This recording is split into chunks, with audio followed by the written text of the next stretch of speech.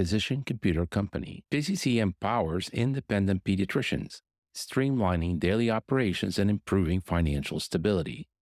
A trusted pediatric partner for 40 years, we offer award-winning support, personalized training, seamless data transitions, and practice analytics.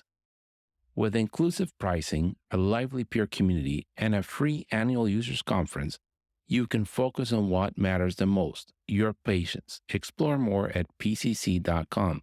That is pcc.com. OP is the market's only pediatric certified EHR and practice management platform designed for the clinical, operational, and financial needs of pediatric practices.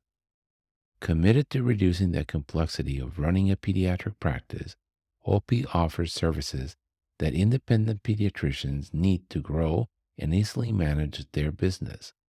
For more information, visit officepracticum.com. Good morning, George. It's Tuesday morning, and look who we have here, one of my heroes. Yes, today we have a repeat guest, Dr. Paul Offit, and he has a very wonderful topic. It's going to be about his book, Tell Me When It's Over, An Insider's Guide to Deciphering COVID Myths and Navigating Our Post-Pandemic World, which we all live within. I guess this is like the Hitchhiker's Guide to the Galaxy. Dr. Offit, welcome back. And of course, the most important things are always, how's the grandbaby? Oh, she's great. She's almost a year old. Could not be cuter. It's just so much fun. Oh, well, you saw her over the holidays?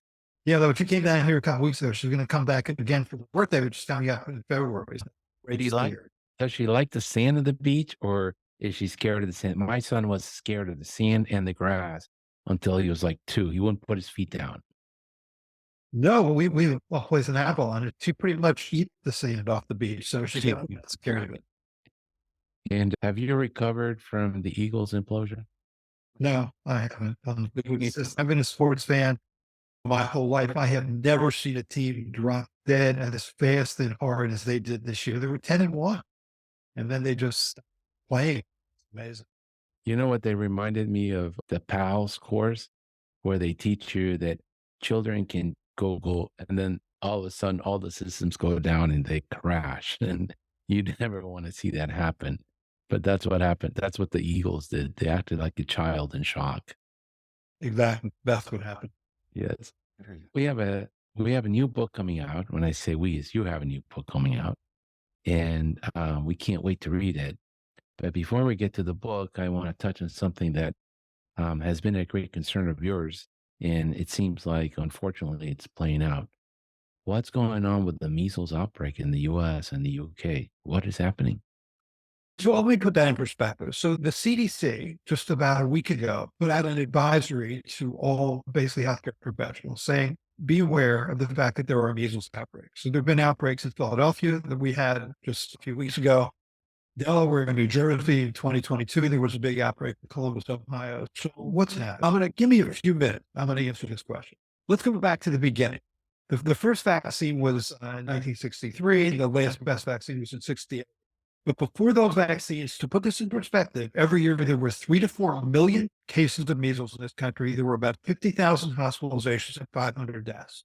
And when people died, they died of pneumonia and they died of dehydration and less commonly of encephalitis.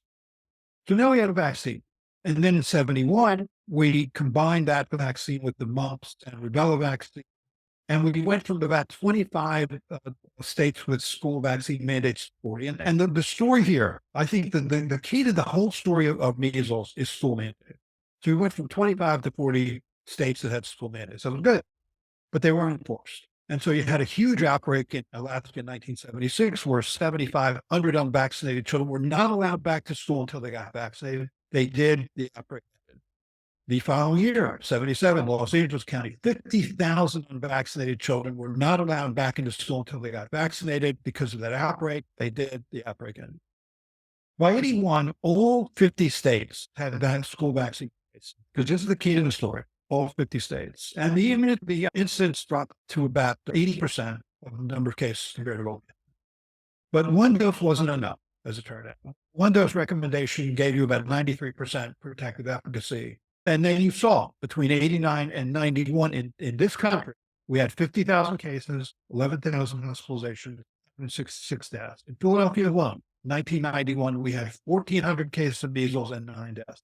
People were scared to come into the city. Say, I am scared about measles if that's not coming true. I was less scared of COVID side of measles because it is so contagious. Okay, so 1991, second dose recommendation. And because of that, by the year 2000, we eliminated measles in the United States. An amazing accomplishment, right? The most contagious of the vaccine preventable diseases was eliminated from this country. It would still come in from other countries, but it wouldn't spread from one American child to the next because we had a high rate of immunization. And two things happened.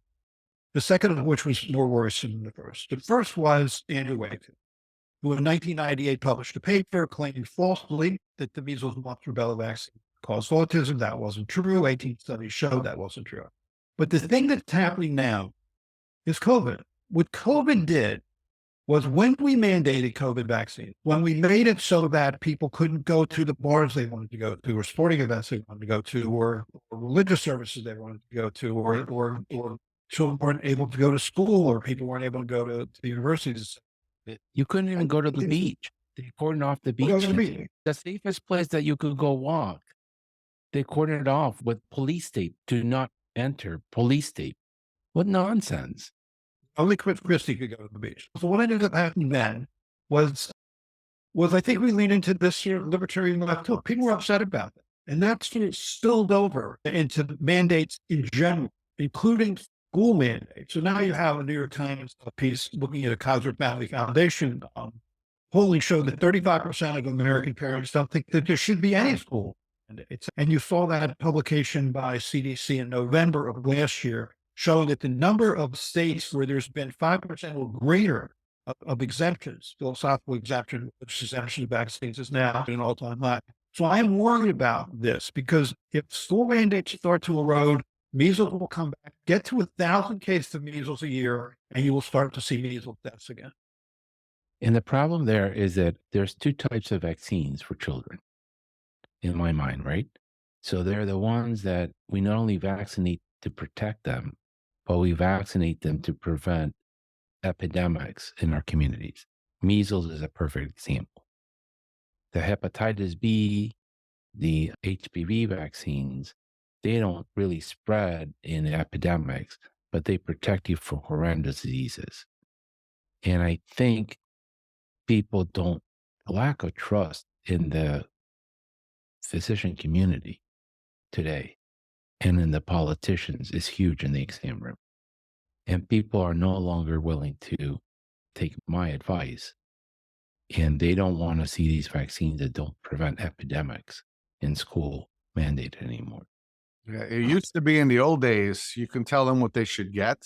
And if they didn't want it, they used to have some kind of a reason, some kind of a story. You could get some kind of an intelligent dialogue going on and maybe convince them. Now it's talk to the hand. I don't want it. That's it. No reason. I don't want it. They don't want to have the discussion. They see Yeah. me as an extension of Pfizer, Fauci, and the White House, Right. and not someone that's going to do best for their child. And even at the Thanksgiving table, that's what I got. You doctors lied to me. I didn't lie to you. I didn't make these mandates. I had no power to control what people in DC, the CDC, FDA do. I'm just trying to give you the best advice, one kid at a time, based on what they're telling me that their data is and what they're recommending. But the pushback is really hard. And I think you noted that in a recent article that the rates of immunizations have dropped significantly. Yeah. I don't know, Dr. Offit, if I ever told you this story, but I can tell you for a fact that if you have one dose of measles and you work in the emergency room when there's an epidemic of measles going on, you know what's going to happen to you? You're going to get measles. I got it as an intern in 1996. I was admitted to the hospital for 2 weeks. Nobody knew what I had. They were thinking all these weird esoteric diseases. That's what one of my classmates came in to visit me. He says, "Oh, you look like all those children that we have on the ward with dehydration, encephalitis, pneumonias, everything that you talked about. So you need the measles vaccine." Yeah. I'm a child of the 50s. I had measles. I think everybody I never. But I shouldn't have had the measles, but I did because I was of the generation where they required, I think it was, you could get one, but you should get two, and it was paper charts, and I don't know what happened. They took titers for the residency program, and the folder came in on July 4th weekend. Nobody looked at my titers. Nobody gave me a booster. And then lo and behold, 6 months later, epidemic in New Jersey, I got the measles. I got admitted for 2 weeks. It was terrible. This is a real problem. It's a real problem. I don't know how we're going to get this cat back in the bag. Yep. So, why did you decide to write this book? I think in the subtitle, the second word of the subtitle, I think explains. So the subtitle was An Insider's Guide to Deciphering COVID Myths and Navigating Our Post-Pandemic World. When COVID entered the human population in late 2019 and then started to kill people as early as late February of 2020 in this country. In April of 2020, Francis Collins, who was head of the National Institutes of Health, put together a group of a couple dozen people, experts in the fields of virology, immunology, vaccine development. It was called the ACTIV, ACTIV, which accelerating COVID technological innovations in vaccines. So we served as a group to advise pharmaceutical companies on things like antivirals and vaccines and making tests. And then I am a voting member on the FDA's Vaccine Advisory Committee. And so in December of 2020, when the first vaccine was created, we were the ones who had to look through all those data and to recommend authorization. So I sort of had a frontline view as to what happened during this pandemic. And I think we did a lot of things right, but not everything. We definitely did some things that were wrong. And I think watching that up close was hard. And I think this book in many ways was a catharsis for me to just get out there the things I think we did right, the things I didn't think where to go here. And you've written about this, and I think you're going to write in the book about this. Should scientists openly debate vaccine policies? Yes, I think they should. I think we can reasonably do that because we should try and trust the American public. They can understand all this. I understand, as you said earlier, we live in a much more cynical, litigious, divisive time. And you're either on the bus or off the bus. And the minute that you, in any sense, criticize or challenge a public health recommendation, you're off the bus for a bad guy. Certainly through that to some extent. But I think you have to do that. See, the thing that's interesting to me is as a scientist, I had spent 25 years of my life working on the virus rotavirus, right? Trying to understand what parts of the virus made you sick, what parts of the virus induced an immune response that was protective. Ultimately, we were able to be part of a team. I was able to be part of a team at Children's Hospital Philadelphia created a vaccine, Rotavirus. And when you would present it at national meetings, you would have a conclusion. You would draw a conclusion based on your study. And that would be challenging. Could you draw that conclusion? Did you do the right kinds of studies? Was it internally consistent? Was it robust? Was it reproducible? You wanted that in because that made for better sense. That does not well the public health. It does. So, for example, in July of 2021, so after the vaccine had been out for about, there was an outbreak in Provincetown, Massachusetts. Thousands of men get together, celebrate the July 4th holiday. About 80% were vaccinated. Nonetheless, there was COVID outbreak. 346 men who were vaccinated got, at that point, 2 doses of the vaccine, got COVID. 4 were hospitalized, 4 of 346. So that's a hospitalization rate of 1.2%. That is great. That is the vaccine working well. The remaining 342 had an asymptomatic or mild infection, which the CDC in their report, morbidity and mortality report, labeled breakthrough infections. Wrong word. Breakthrough implies failure. That wasn't a failure. That was suggested. So what we did inadvertently, we created a false expectation of what this vaccine could do. Because the goal of the vaccine was to protect you against severe disease, keep you out of the hospital, keep you out of the ICU, keep you out of the morgue. The goal is not to protect against mild disease because that's not possible for this virus. A short incubation period in mucosal disease virus like influenza, like respiratory syncytial virus. That's what this virus is. And so we created this false expectation. It's just a terrible job at communication. And so that was just one of, I think, several examples. The bivalent vaccine was another. So Vaccine 6 months of age was not something any other country does. So why aren't we doing it? Those sorts of things. So I'm going to interrupt you a little bit because what I recall about the polio vaccine, which is a great example, I don't think anybody can argue against the polio vaccine. I'm sure someone does, but polio does not prevent disease. It prevents paralytic polio. And we forget that. And we don't see, thank God, any more kids in the iron lung or with those braces with a limb that doesn't work. And we don't see death from polio. But the vaccine doesn't stop you from getting a fever in the middle of summer. It just stops you from being paralyzed, which is a huge win. So that was what I call an unforced error. We knew that that there are vaccines like hepatitis B, extremely great vaccine, prevents you from getting hepatitis B. You don't get infected. You don't get liver cancer. And then there's the other infectious vaccines like polio that you may get the virus in your nose, but you don't end up with the bad outcomes. And COVID was one of those diseases. And in the beginning, it was sold to us as it stops you from getting the cold, stops you from transmitting the virus and landing in the hospital. I think Which, when they make these recommendations and these statements, they're doing it in a scientific way, trying to explain it to me as a physician where I understand it. But the parent, they see it as you take a shot, you prevent an illness and you don't get sick. That's but what we have, parents see. but That's what parents see. no, the endpoints of these studies where whether you end up in the hospital or the ICU. They see I don't get the disease. That's what they hear from us. No, that's what we heard from the marketing machines when they put out the COVID vaccine. And that wasn't true. And that's why people are telling me that I don't tell them the truth about vaccines. I always knew that the COVID vaccine lessen the severity of the illness, and the job of the vaccine was to keep you from getting sick, going to the hospital, and dying, and preventing the spread to other people. People But heard it as preventing the spread to other people, which it doesn't do. Okay. That's what the problem is. This is not like measles, where you can get to 95, 97% herd immunity. No one gets measles in that community. I know, but this is This, the discussion that's very difficult for parents to understand because I guess it could prevent an illness if enough people get the vaccine, and they did try to say that, but people just don't understand that. it's I simple. understand that as a physician. What do you think, Dr. Outfit? Here's what I would say. There's a short incubation period viruses and the long incubation period viruses. For a long incubation period virus like measles or rubella, or where it takes 10, 11, 12, 14 days, all you need is a live memory because there's plenty of time for activation and differentiation of those memory cells like memory B cells and memory T cells to prevent you from even having a mild infection. It's true.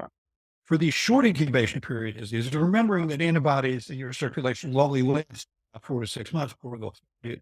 And those antibodies in your circulation mild disease for the most part. And it takes a while to develop severe infection. For SARS-CoV-2, for COVID, it takes a while. It takes a couple of weeks. That's why you're protected against severe disease because all you need is memory, and memory is generally long lasting. So I think that's where people got confused. And I would say this though: if you get a COVID vaccine and then you're exposed to the virus, you do less the degree to which you are shedding infectious virus, but you don't eliminate it. You lessen the degree to which you are emitting a virus, but you don't eliminate it. And I think when we mandated these vaccines, I think we created this notion that this was like bulletproof, that this virus was going to bounce off you. It doesn't work that way. And it's hard to do that. It's a nuanced message. And I think for some people, a nuanced message means a garbled message. But I do think you have to trust the American people to do that because otherwise what happens? You watch somebody like Juan DeSantis when he was talking in Iowa. He said, well, they told us that these vaccines were going to work, but they didn't. And what he means by that is his sense was that this vaccine would protect you against even a mild infection for years, which is not possible for this kind of virus. And we didn't explain that. all we have to say is this is like the polio vaccine.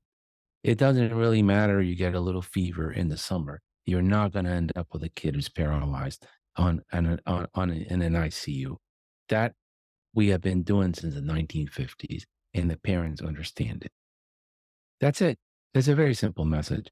But the problem really, in my mind, started when people tried to push back from the public health community, like the Great Barrington Declaration. And there was a quick push to silence them and get them out of the public space. we did not have the ability to have this conversation amongst people that are actually very well versed on these issues and then communicate to the American people. The American people are not that dumb. And the result of that is the message was too monochromatic, too rigid, and people started not believing what we were saying.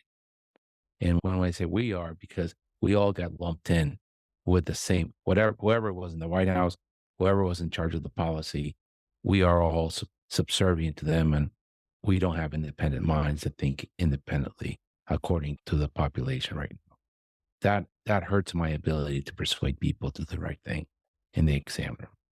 It really does. What do we know about immunity induced by natural infection? As a general rule of thumb, it's as you expect to for measles or mumps or rubella or any of the other chickenpox, any of the other viral infections get out there. It does induce the same kind of protection, if not arguably better. And I'll tell you why better in a second. It induces levels of antibodies that will then protect you against mild disease for 4 to 6 months. And it induces high frequencies of memory B and T cells that will protect you likely against severe disease for a while. The advantage of a natural, assuming you live, the advantage of a natural infection is that you make an immune response to all four proteins. You're not just responding to the one protein from the vaccine. And the advantage to that is that we always talk about B cells and antibodies, but there's another part of your immune system, T cells, which are important. T cells, cytotoxic T cells, kill virus infected cells. And they also are important in protecting against severe disease. And the part of the virus that these cells recognize, so-called cytotoxic T cells, is not really the as much the fusion protein, the spike protein.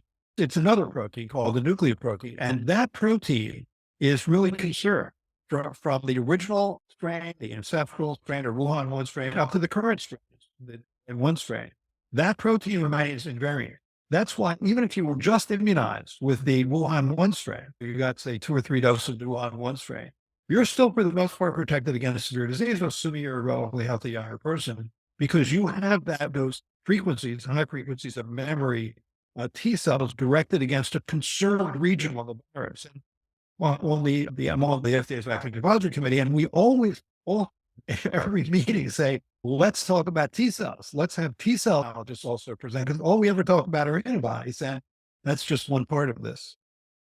Yeah. And then also, one of the things that's very hard to understand and very hard to explain in the exam because people have memory is if I already had COVID, why do I need another vaccine? You can, I talk about this a little bit in the book. This is kind of when it's over the book, because I have a whole book to explain it. If I don't have to do it like on a 4-minute television spot. I think that in February 2020, there was a group of 4 people who were asked to participate in a discussion tonight by Zoom on whether or not we thought natural infection should count as being vaccinated. In other words, was it good enough? I was of the opinion that it was, that you shouldn't mandate vaccines for people who've already been naturally infected. But nonetheless, the group that was representing the government decided to move forward with this largely, I think, for reasons, bureaucratic reasons. You would have to prove natural infection, which means you would have to prove that, say, you had an antibody response against a protein other than the spike protein. That just seemed, because we had enough bureaucratic hurdles as it was, did we want to add another one? Wouldn't it just be easy to get a vaccine? And frankly, when you get the vaccine, if you've been naturally infected, you're just boosting immunity. There's no downside. It's a good thing. But does natural infection protect? Yes, I do talk about that linked in the book so people can understand it. And that was interesting to me because I had 3 shots of COVID and I've gotten COVID twice. Yeah. And I get lower respiratory infection. And you recently wrote an article in your Substack pages, I think, about the journey of President Trump and what really saved him were the steroids. And I've been scratching my head. What do I need? Do I need to give myself a booster of COVID vaccine every 3 months, every quarter at random, just so that I don't even get mild disease? Because I really cough and I wheeze and it's a whole week ordeal and it's just miserable. And when I read that, I realized this is a problem I've had all my life. I have a very wacky immune system. So the virus is not doing any harm to me. It's all the inflammation my body likes to make every time I smell pollen or dust or a virus gets in my nose. And there's nothing I can do about it. Just when I get COVID, and I'm going to get it every year probably, I'm going to have to do what I did, take the Paxlovid, get the albuterol inhaler, and take 20 milligrams of prednisone for 10 days to lessen my immune system craziness.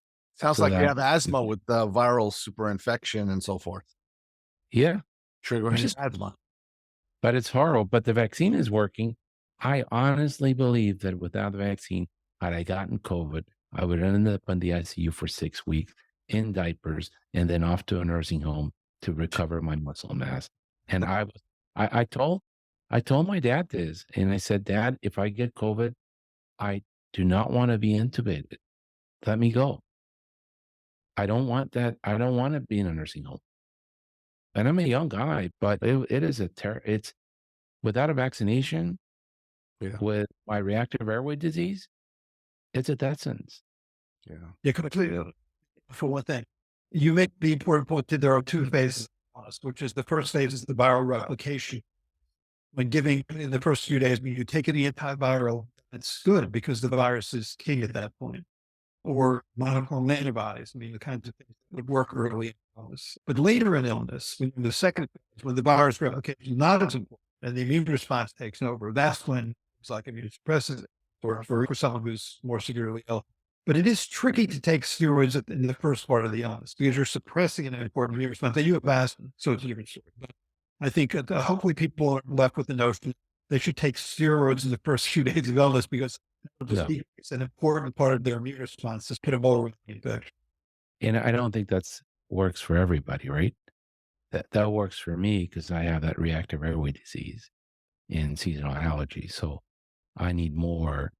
I have a wacky immune system. I'm the one that goes out for a walk on the beach and I get these huge whelps all over my leg where the mosquitoes got me. And everybody else has nothing. And I itch for the next week and a half. They're putting hydrocortisone cream on the whelps. Hey, you're Yeah, just wacky. You're just wacky. yeah, it's just, no, it's just, I have very sweet blood. That's why they come after me. Yeah. Pediatric Executive Development System, or PEDS, is a dynamic, transformative program designed to accelerate the growth and development of the leaders in the field of pediatric entrepreneurship. PEDS takes a hands-on approach to problem solving, addressing real-time situations within your organization.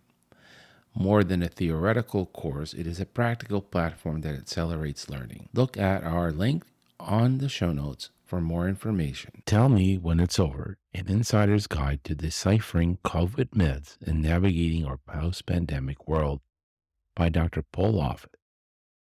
As you all know, Dr. Offit is one of the world's top virologists. The book will be released February 13th, and it is available on Amazon.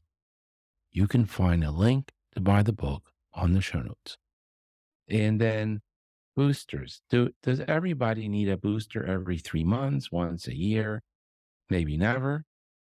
So here's what I would say. I think that the technology around it has morphed. So what was the term booster has morphed into sort of like a yearly campaign, more like analogous to influenza, where everybody over 6 months of age is being asked to get a yearly vaccine. I think the goal of this vaccine is to keep people out of the hospital, out of the intensive care unit, to keep them from dying. That's the goal of this vaccine. So the question then becomes, who are those people? Who is getting hospitalized? Who is going to the ICU? Who is dying?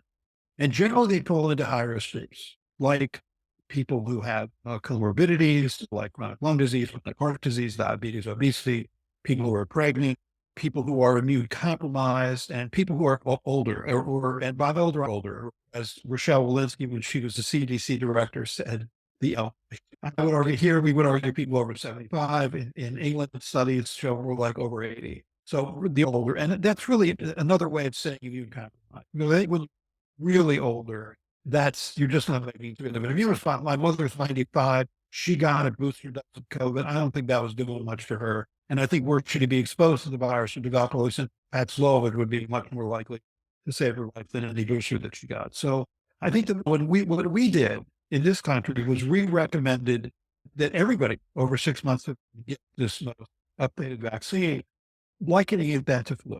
And I think we're pretty much the only country that does that. Canada does that. Germany, France, England, and 3 Scandinavian countries, the World Health Organization, Australia, they target high-risk groups, which to me makes the most sense because I think that's really where you're going to bang for your buck. But this gets back to your earlier question. Can you say that? So I did very early on. I say that as a voting member of the FDA Vaccine Advisory Committee, I had somewhat of a platform, so I'm saying that on national television. And when I did that, I was hammered by some people. They thought, here you are, you're contradicting a public health message. Some people listen to you. They're not going to get vaccinated. It's only going to make things worse. And my attitude was just, you should call it the way you see it. Well, I started to get like love letters from anti-vaccine activists who were saying things like, we have been praying for you and your family for years. And then our are finally answering. How is this to be on Newsmax? Okay. That's when you know you're not getting your message out there. That's funny. You on Newsmax. I wasn't. Did you go? I chose to go, and I'm sure it's the last time they ever asked me to go on that show. I think Rudy Giuliani preceded me by two people. And then right before me, there was a couple guys with AR-15s or AK-47s or whatever who were lamenting that there was congressmen who wanted to limit these weapons of mass destruction. And so they came. And what happened was the host said, now we have a doctor who doesn't seem to agree with the public health message. I thought this is going to be awful. And he had Andy Cohen, headed the CDC, saying, look, we're heading into the season. I think that if you should get a vaccine, and to make sure that if you're sick, you should wear a mask. And if you're in high risk group, you should get a vaccine. And so then he goes, and they say, I'm sure this doctor would have something to say about that, expecting him to contradict the public health message. I said, no, I think that goes about right. And said, I think if you're in high risk group, you should get it then. And that's exactly what they didn't want to hear. And then he said, but it's much better to be naturally infected, isn't it? I said, yeah, as long as you live through it. Yeah. That does remind me of something that I read, which bothered me a little bit. And it was that a lot of public health experts advocated for prioritizing that vaccine when it first came out to nursing homes and the elderly, and not the healthcare workers, because those were the people that were having the worst outcomes and dying. And we chose to give it to young healthcare workers who are very low risk first, because like the airplane theory, in case of an emergency, put the mask over the mom first, then over the child. And looking back, maybe we won't repeat that mistake in the future. We will take care of the highest risk first and then ourselves. Don't you think that would have been okay? Yes, it happened to me. And then I was in December of 2020, right when this vaccine came out, and our hospital prioritized certain groups. And obviously they prioritized the groups on the front lines, the emergency department people, the transport people, et cetera, front lines. And I was attending. I was seeing patients in our hospital, not in the intensive care unit or in the emergency room, but I was seeing patients on floors who had COVID. I was over 70, didn't have any high risk medical conditions, but I was not a frontline group. I couldn't wait to get that vaccine. It seemed to align to me that I recommended authorization of the vaccine as a member of the FDA Vaccine Advisory Committee, but I couldn't get a vaccine in my own hospital. I did eventually get it by the end of December, and I couldn't wait to get it. Just felt like you don't want to button line. You don't want to say, look, I think I should get it because I've got all the FDA Vaccine Advisory. You don't want to do that. So I waited. I couldn't wait to get it. I remember at the beginning when they were doing these vaccines, they spent so much time and resources on determining whether you can or you cannot give it.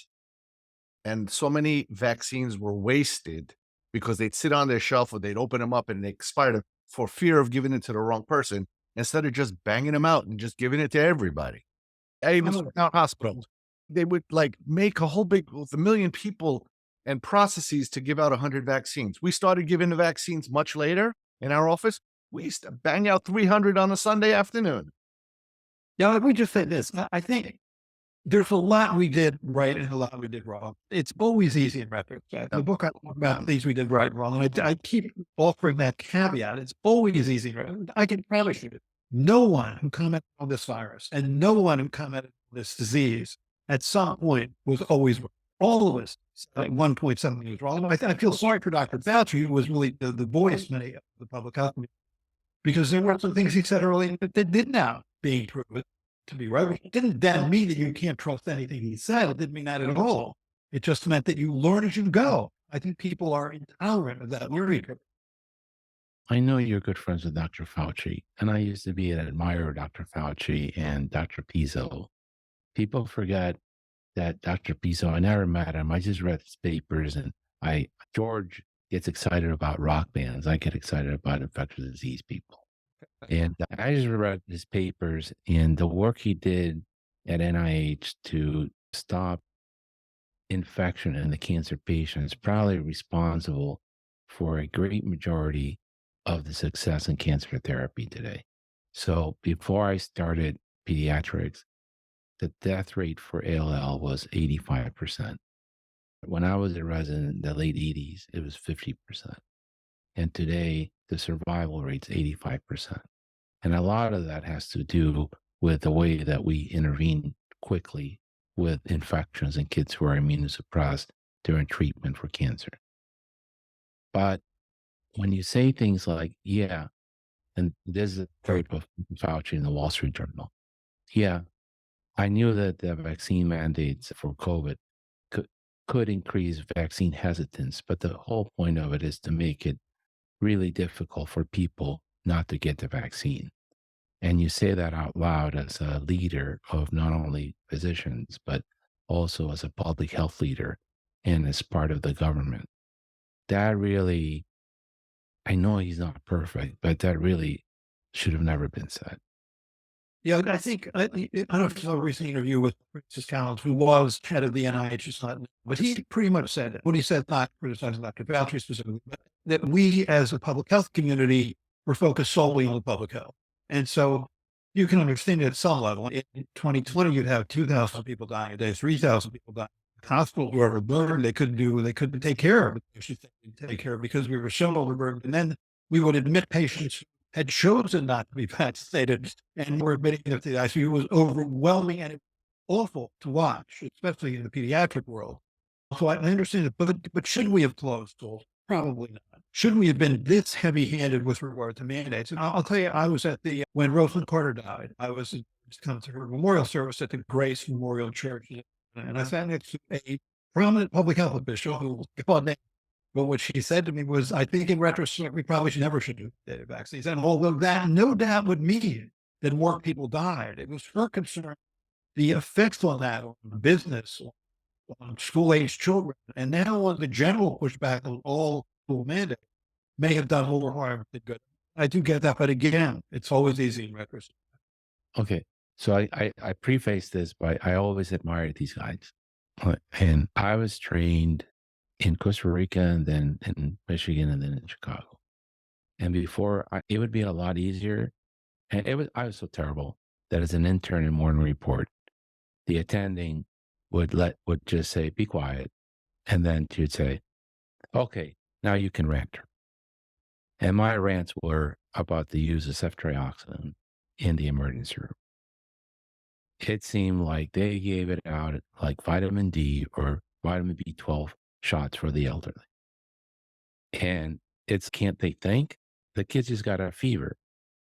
Can't you wait for the blood cultures? As they draw the blood cultures before they got to CBC, they give him an IM shot of Rocephin. What for? And I could have practiced my whole life like that. Every time I see a sinusitis, an ear infection, a possible viral pneumonia, give the kid a shot of Rocephin. What do I care? It's going to take care of it. It's going to kill every bug. It's easy. It's fast. They don't have to swallow anything. And one shot probably covers at least 3 days, if not 4 days of illness. And I'm never going to miss a meningitis. That is not how I was trained to take care of children. I was told you use the antibiotic that has the least side effects, the most specific panel for that bug, the least risk of side effects, and the least cost on the patient. Because even if you're insured by Medicaid or you have a fancy Blue Cross Blue Shield plan from IBM, we all as a society pay for those drugs. And so I wasn't just taught to say, given whatever is the most fast and expedient drug, and forget about resistant bugs in the future or the problems that you're causing, the cost or the side effects. And in that interview, Dr. Francis was quoted as saying, so you attach infinite value to stopping the disease and saving a life. You attach zero value to whether this actually totally disrupts people's lives, ruins the economy, has many kids kept out of school in a way that they will never recover. Then he explained, this is public health mindset. That was not the public mindset I was taught at Michigan, Rush, or Costa Rica. I don't know when that sipped into the public health mindset. It's always been a very sad compromise. What is the return on investment? Who can I help the most with this intervention? And who is at most risk? And who can I help? And we know this from mass casualty training. If you have an injury in a mass casualty training, you get a red tag on your toe and you're going to be allowed to peacefully die. We're going to get to the middle ones, the yellow tags that could survive. And the green tags that have minor injuries, they're not going to get any treatment either. And this wasn't taught. I went to medical school in 83. So this was taught in 83 and it was reinforced to me through 92 when I finished my training. I don't know where we went off the rails. I don't disagree with you, but what you just read was from Francis Collins. Is that right? Yes, that's an exact quote from the Wall Street Journal of what Dr. Collins said. Yeah, I understand that. I agree. And you understand the disappointment for me. I just told you who my heroes are these great infectious disease people, right? Like you, right? John McCracken, okay? Ralph Feigen, Philip Pizzo, okay? And to see someone like Dr. Francis Collins, which I have held in such esteem for so many years, say something like this in public, it crushed my dreams. No, I see your point. I think in some ways, some of the things we did, the cure was worse than the disease. Yeah, it makes me extremely sad. So I think that was the original sin. We didn't think like doctors. What can I do? What can we afford? Where can I make the biggest difference? And what do I have to accept that I can't change?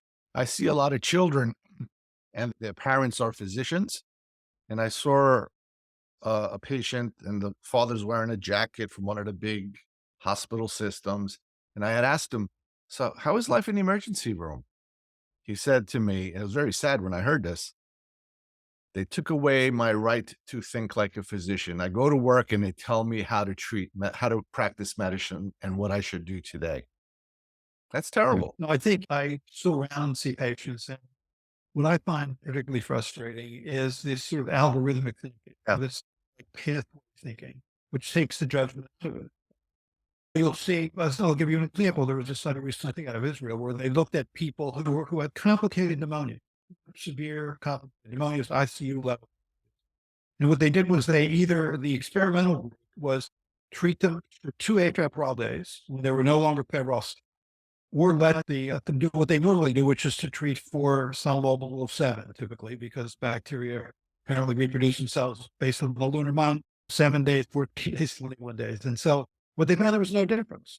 Because arguably you could say when a patient's afebrile, the immune system is starting to back off because fever is the product of proteins in the immune system. And therefore, then it's enough. And so that's individualizing care. But we don't do that. Because it's so much easier. It's so much more comforting to just say, okay, here's the path. Here's what I'm going to do. With cystic fibrosis patients, we had a patient come in. There was a time when cystic fibrosis patients would come in and we would do a few things, which we do for everybody. Now they're going to be laid down. You're giving them IV fluid. You're giving them better test physical therapy.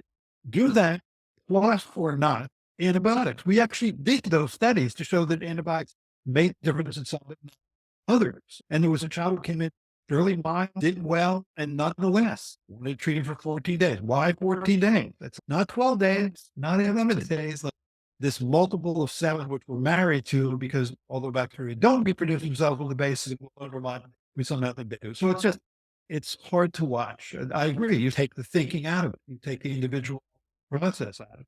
hard one. Yeah, it's disheartening. It's disheartening. I think as a society, we lost the ability to trust on each other and to have common sense. And we expect only perfect outcomes. Yep. None of that is possible. I see it with mothers that want perfect children. No child is perfect. I think, see, the thing, this is part of this pandemic. If you ask people, do you think we're going to know more 100 years about science and medicine? We know everybody, now everyone would say yes. But when it comes to your disease, or it comes in this case to our pandemic, people want to believe we knew everything we needed. I mean, when I was on the FDA, I'm still on the FDA Vaccine Advisory Committee, when we sat down in December to look at those people, Pfizer, 40,000 people, Moderna, 30,000 people. So they were placebo controlled trials. So 20,000 people actually got the vaccine.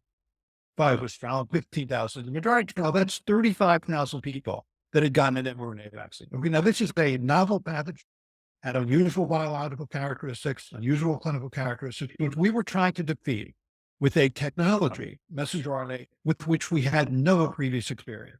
So you're looking at data on 35,000 people about to make recommend authorization for a vaccine that's going to be given to hundreds of millions of people. You know the other shoe is going to drop. You know you're going to find out something you didn't know yet. You know that. The only question is how rare and how severe. And that's what happened, right? You saw myocarditis as a consequence of this vaccine, which generally was short-lived, usually within 4 days of the second dose, but not always. And with J&J's vaccine, the vector virus vaccine, the adenovirus virus vaccine, you saw a more severe problem. You saw severe and occasionally fatal blood clots, which ultimately drove that vaccine off the market in May of last year. There is no medical technology that has ever been advanced where there has not been a human price to pay for knowledge. None, including the polio vaccine. None. And so you know that, but we're intolerant.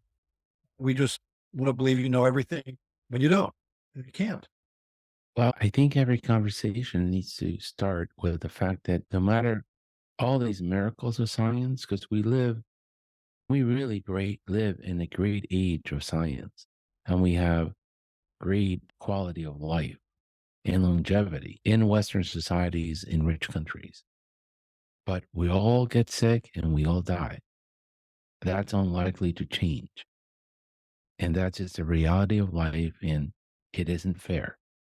It just is. And that's just, you cannot take that off the table till you're actually dead. That's just part of living. And it's hard medicine. It's hard for people to hear that message, but it is the truth. And nothing's going to be perfect. Do you think they can improve the COVID vaccine in some way? Or yes? Yes. I think we focus solely on the spike protein, the fusion protein, because that's the protein that attaches the virus to cells. And so if you make an antibody response to that protein, specifically the receptor binding domain, which is the business end of the fusion protein, then you will prevent virus cell binding, which will prevent it. But again, this takes into account, for the most part, B cells or antibody responses only. I think that clearly there's study after study that are showing that even people who can't make a B cell response because of cancers or because of immune suppressive therapies that they're receiving, that they're still largely protected against serious disease because they can make T cells. That wouldn't make sense to have, let's say, to not only the fusion mRNA for the fusion protein, but also mRNA for the nuclear protein, which is the major recognition for T cells. It's invariant, meaning it doesn't change at all, doesn't evolve, it has not evolved over time. So why not include that? And so there are experimental studies in hamsters, like Syrian hamster, showing it provides broad, long-lasting protection, which is what people want to. I would love to see that kind of thing. So I think you can make a vaccine. Yeah, I'm just going to be fair because you've said this many times. There may be a point when we do need boosters, even if we have been immunized, because your immune memory might have waned. We know that from other vaccines, but we have not seen that data from the CDC yet. So we're not saying as a community, don't ever consider a booster. We're saying at this moment, if you're healthy and you're not over 70, you likely don't benefit from being boosted anymore. And that's At this moment. putting it. What you need Who's getting hospitalized? Who's dying? Why? And so, in concert with academic immunologists, in concert with epidemiologists, CDC can do the kinds of studies to say, why are these being hospitalized? Is it because they never made a very good immune response? In which case, an antiviral would have been or making sure they get it. Because a lot of people who were admitted to the hospital never took an antiviral, and even though they were in. Secondly, what is the frequency of their memory being T cell? Has it faded? Will we get to the point where otherwise healthy young people are getting it? And is it because that's faded so that they would benefit from a booster vaccine? To have that kind of knowledge would make for a much more thoughtful approach, I think, to who gets boosted and when. Yeah. Now, I know this is a very unfair question of you, but I'm fascinated how they're looking at these mRNA vaccines for the prevention or treatment of cancer. As a functional virologist, do you think that has some hope? Yes, I do. You could argue the best, that's the best future. All right. Because what we learned here is you can take this messenger RNA, a piece of messenger RNA, put it in a lipid nanoparticle. So what you could do is you could take that lipid nanoparticle and target it to a cancer cell because cancer cells can express certain proteins that are unique to that cell. You target it to that cancer cell, and then the messenger RNA makes a protein that would be readily recognized by your immune system, especially that knocks the T cells would kill cells. So I think that is definitely a future for this kind of technology. I think people were hoping that because this works so well for this pathogen, works so well for SARS-CoV-2, that it would work well for everything. But I think what people may not remember is the technology is not that new. People started working on mRNA vaccines in 2005 with HIV, human deficiency virus, the cause of AIDS, and with not great results. And so people are saying we can just do this now as a universal flu vaccine. We can make a better malaria vaccine, a better tuberculosis vaccine, an HIV vaccine. But I think there's other reasons for why those are so harder to make those vaccines. I'm not sure this solves the problem. I think you could argue the best future of mRNA technology is cancer. That would be wonderful, right? I dream of the day where young girls could get a vaccine and breast cancer would disappear like cervical cancer. We have no answers. No answer, but the lung cancer, breast cancer, and colon cancer are the top three killers of the American citizen. If we could get vaccines for one or two of those and have that disappear, what a glorious day that would be for this country and this earth. So that's my hope that mRNA technology leads to a cancer vaccine that really takes a lot of suffering out of humanity.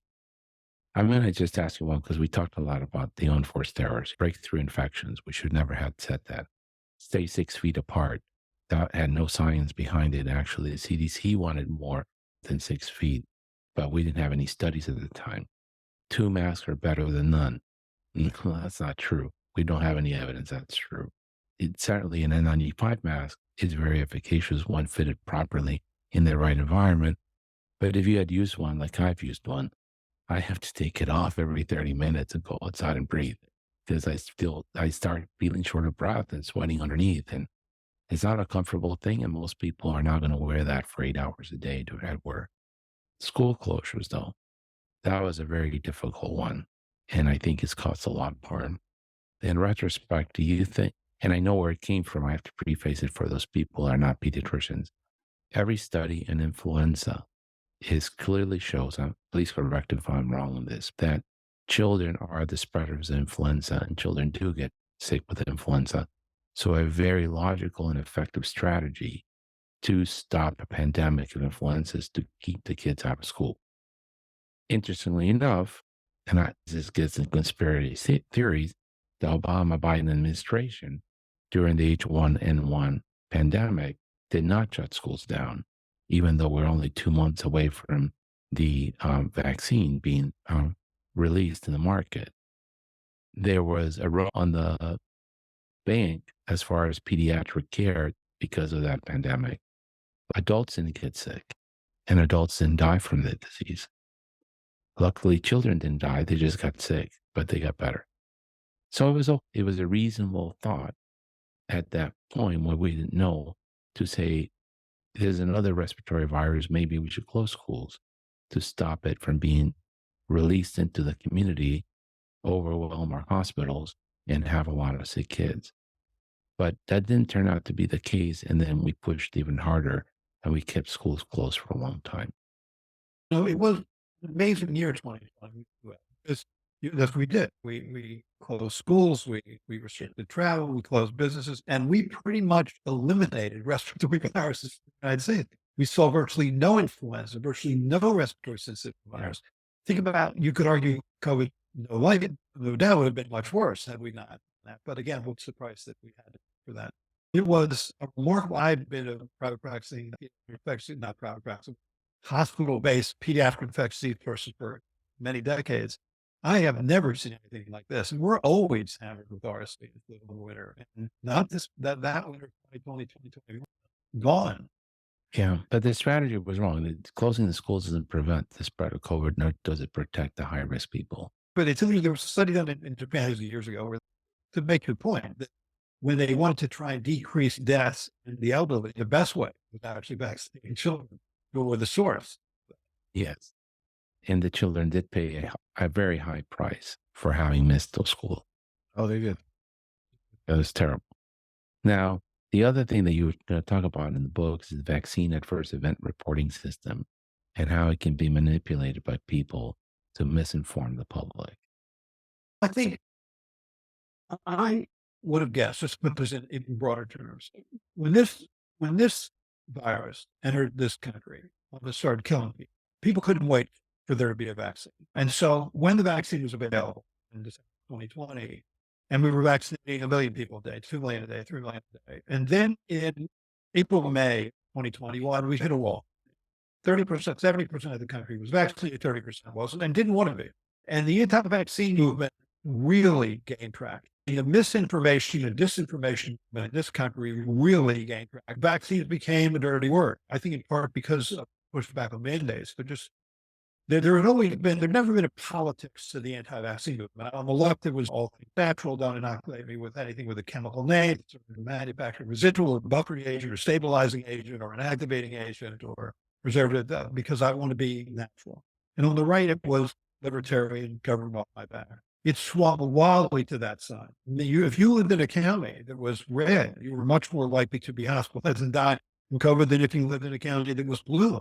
And although there's always a politics to public health because it involves resources, and resources involves at some level politics, there never was this kind of separation that people started calling it red COVID because that were much more likely to die that way, which is remarkable to me. And I think that I talk a fair amount about sort of these myths and where they came from, why they were so successful. But VAERS contributed to that. VAERS, which was created in 1986 through the National Childhood Vaccine Injury Act, is a way that you can just report anything you think might be a side effect, but it's misnamed. I think any reasonable person who looks at the title of that program, Vaccine Adverse Events Reporting System, assume this is the reporting system for vaccine adverse events, but it's not. It's a reporting system for suspected vaccine adverse events, which is a very different thing.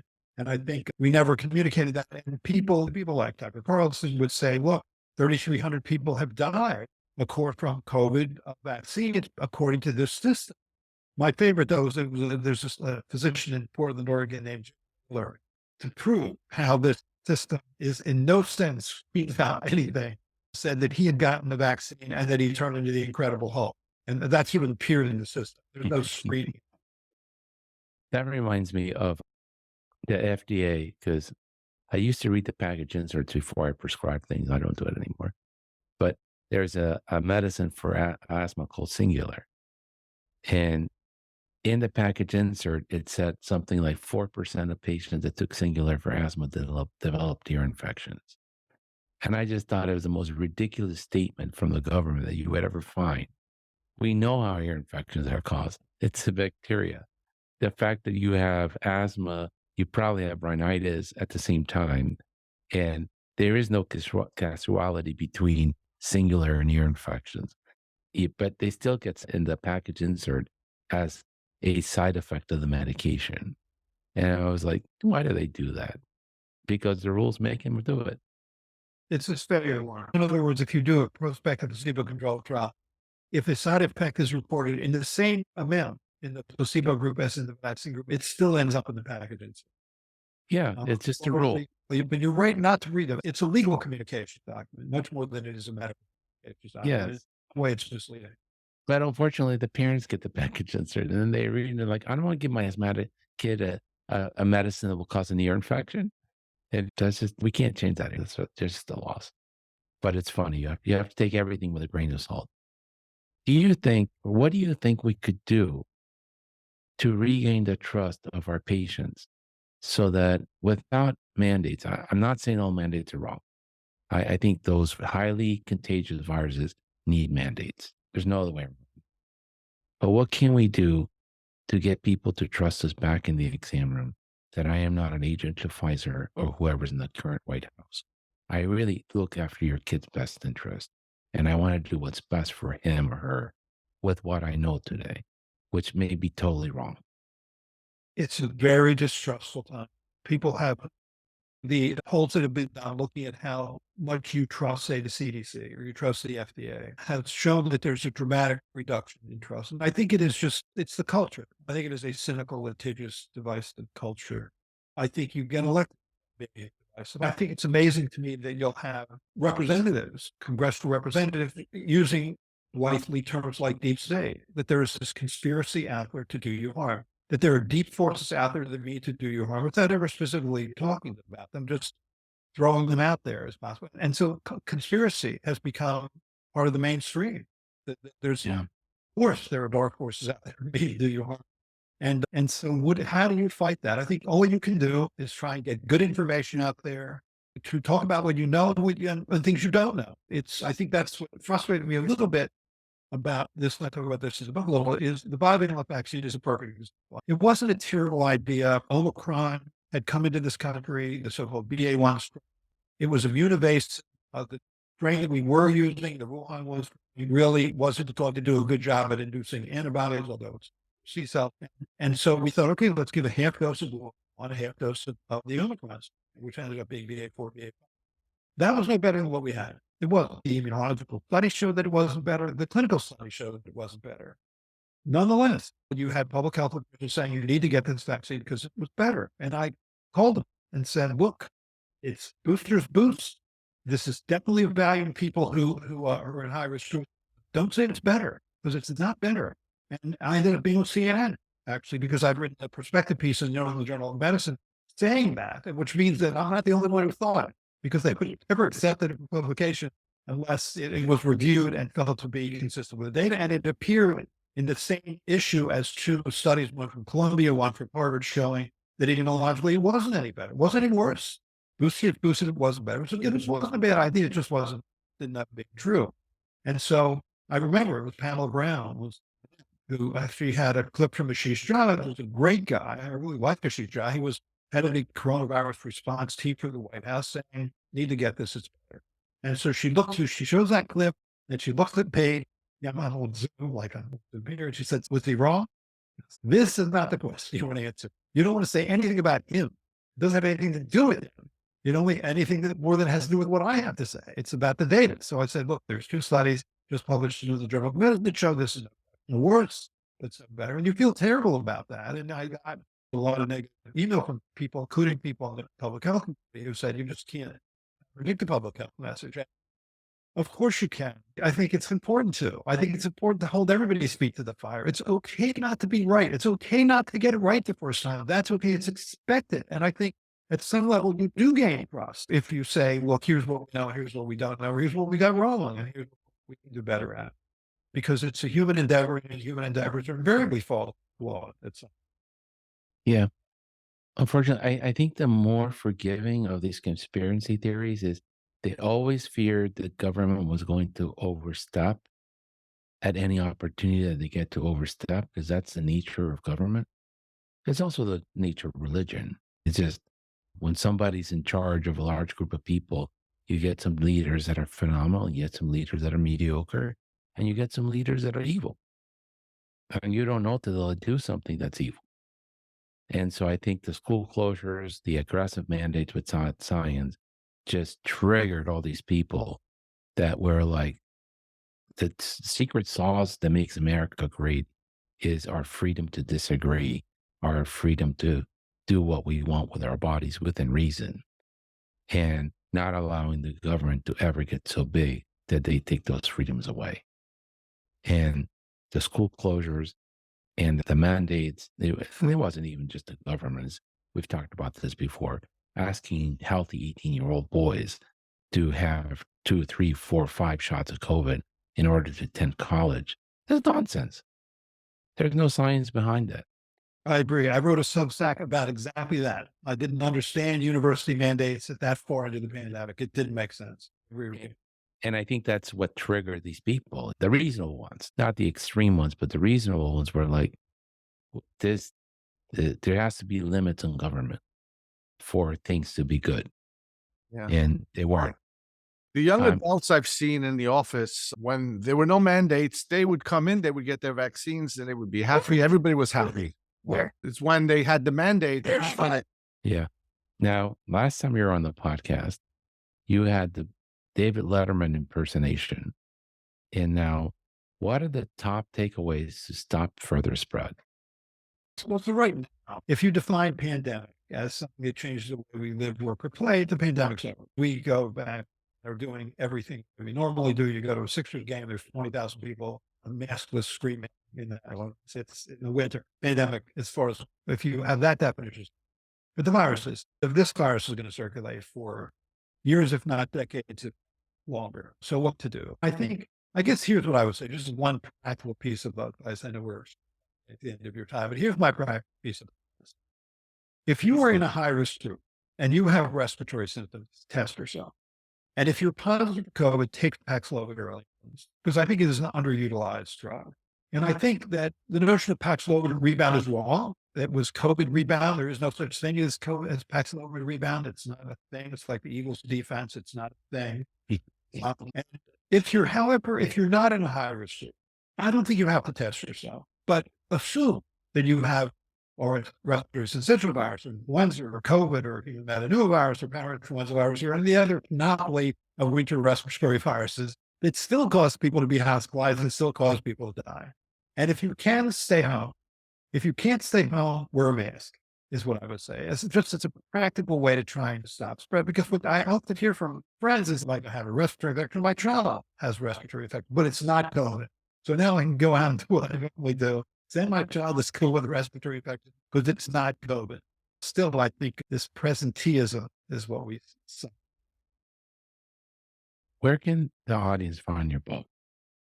It's on, I think, comes out February 13th, but it's on Amazon and which bookstores still exists. They haven't, but probably most people, Amazon or at Penguin, Random House. It's all those Books a Million, any of those websites. It's easily. And the book's going to have a companion website. Yeah, well, I already have, since my website, and so the Substacks that I have invariably talk about something to this and move forward. That'll be true too. So they can read the book and then they can go to the Substack or the website. And I think you also have a YouTube offshoot of what you write on Substack. Yeah, Vincent Racaniello, who does This Week in Virology and also does the clinical update with the and he has the video version of my Substacks every week. He's great. You probably know him. He's a virologist at Columbia and just got interested later in his career about trying to communicate science to the public. And it's just a really good guy. Yeah. Yeah, they're very nice interviews. We'll put that all in the show notes so the audience can follow all of that. Any other message you want to send to the general pediatricians across the country? And we do have people listen to us in Europe and Latin America.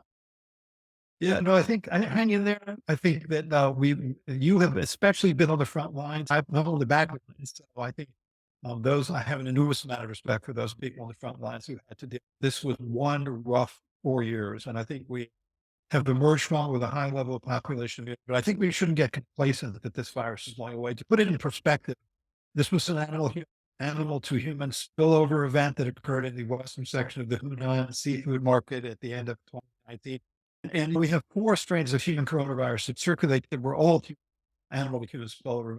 One of those viruses entered the human population in the late 1700s. Another entered the human population in the late 1800s. I think you can assume this virus is going to be with us for a while. It's going to continue mutating to be somewhat immune evasive for protection against mild disease. But I really am going to predict, and probably never should, because you're all wrong about this virus, but that it's really not going to mutate away from protection by T cells, which means I think it's never going to be so mutated that we have to start all over. Thank you very much for everything you've done for society. Thank you. And Thank thank you, you guys. for your time. I always look I was such anticipation and joy to have you on the podcast and how much this makes my life happy. Thank you guys. And you guys are the ones who are trying to do the hard part, which is communicate science to the public. Not easy. And That's this, tough. especially this. Yes. He is Well, a rock star. Right? no, I'm not. He's like one of the greats, Led Zeppelin, Rolling Stones, all of them wrapped up into one.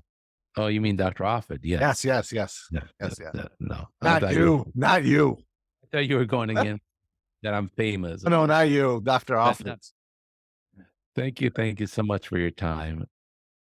Thank you guys. Good luck. I wanted to take a minute before we end the show today for a big ask. I would ask you to please go to the website for Ask the Experts. This is a wonderful program from Barbara Davis Center for Diabetes in Aurora, Colorado. The whole definition of what insulin-dependent diabetes, juvenile diabetes, type 1 diabetes, or autoimmune diabetes has changed. Please do your part to try to prevent DKA in children, as it has a long-lasting effect on their brains and their metabolic health. Thank you. Please take a minute of your time to visit our sponsors for this show, PCC.com and Office Practicum. They make this show possible by a generous contribution to the editing and production of the show. As you all know, I am a huge fan of the 59th Annual Pediatric Postgraduate Course, Practical Updates and Cutting-Edge Topics for Pediatricians, founded by Dr. Donald H. Altman. This year, the meeting will be held in Coral Gables, March 22 through 24 at the Lowe's Hotel.